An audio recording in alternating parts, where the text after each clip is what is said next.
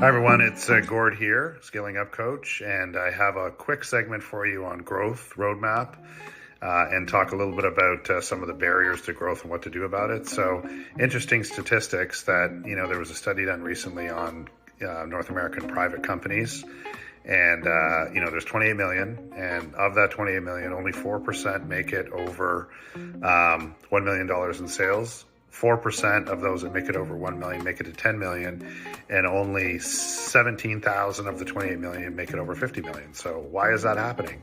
There's a couple of barriers that exist that the companies struggle to overcome. One would be leadership development. So often the businesses are run by a founder who is struggling to let go of all the different areas of the company that they're responsible for. They're probably responsible for sales and for operations and for HR and other things, and they need to shed those responsibilities in order for the company to grow.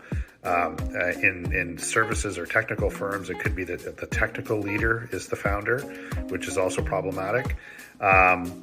The second one would be marketing and sales effectiveness. So the company gets formed, they have a really good product. They're very good at marketing it to their existing clients. They're very good at generating referrals and working in their network, but they're unable to create a commercial sales engine that actually grows the company.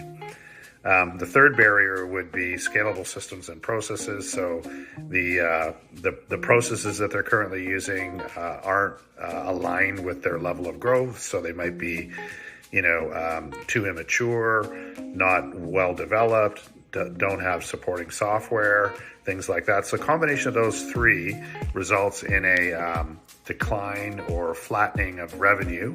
And so what can you do about it? There's sort of 5 things that would be on the roadmap from my perspective. One would be to implement a growth system. So there's great tools out there like Scaling Up that you can use to organize your company, create discipline, align the leadership around decisions. And they also could be supported by software, the growth system. So that's item number 1. Number 2 is you're probably not going to be able to afford a marketing director or VP, probably not going to be able to necessarily afford a sales manager, but you can certainly get a sales coach and you can get a fractional executive in sales and marketing. So use that in the interim to get your commercial sales engine built. And then once it's built, then you can scale it. The third thing would be, a lot of companies are doing this, but there's tremendous productivity gains that can come from generative AI.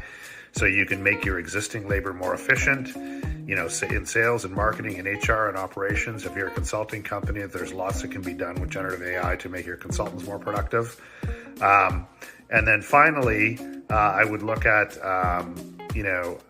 like a tech plan for your company. So think longer term as to what technology you would need, that your tech stack, and the different applications and how they might work together. Often this is done in a siloed way, and they end up not interacting or interoperating well.